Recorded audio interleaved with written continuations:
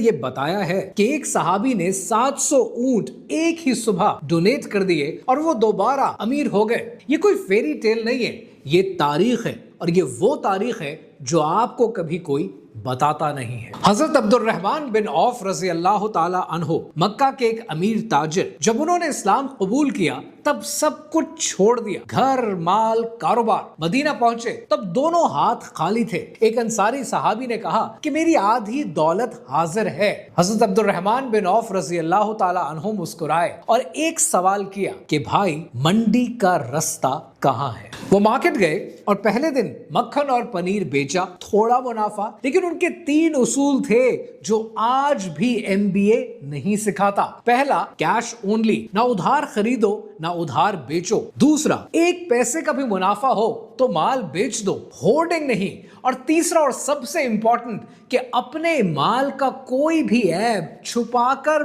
مت بیچو، کبھی نہیں۔ یہ تھے ان کے سیکرٹس، اتنی آنیسٹی کہ ہر انسان ان سے خریدنا چاہتا تھا۔ کچھ سالوں میں ان کے پاس 1000 گھوڑے، 1000 اونٹ اور 10,000 بھیڑ بکریاں ہو گئے۔ پورے مدینہ کی اکانومی کا 1/3 حصہ ان کا تھا۔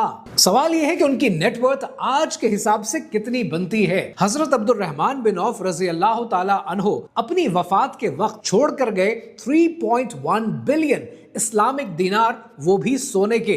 ایک دینار کا وزن 4.25 گرامز آف گولڈ اور ٹوٹل رفلی 13,188 ٹن۔ اب ذرا ملٹیپلائی کر لیں آج کے ریٹ کے حوالے سے تو آپ کو سمجھ آ جائے گا کہ یہ کتنا بنتا ہے۔ پھر وہ دن آیا کہ جب 700 اونٹ کا قافلہ مدینہ میں داخل ہوا، اتنا لمبا کہ ایک سرا شہر میں ہوتا تو دوسرا شہر سے باہر ہوتا۔ پورا مدینہ باہر آیا صرف اس قافلے کو دیکھنے کے لیے، اور تبھی انہوں نے رسول اللہ صلی اللہ علیہ وآلہ وسلم کی یہ حدیث سنی کہ غریب جنت میں امیروں سے 500 سال پہلے جائیں گے۔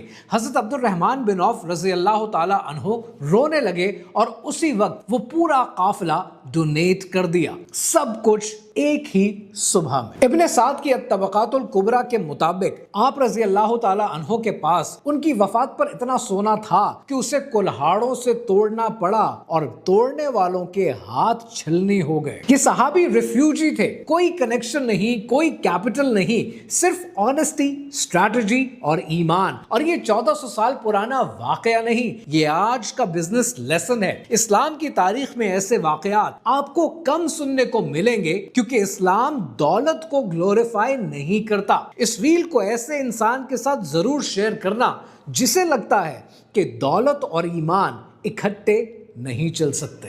کیا آپ کو کبھی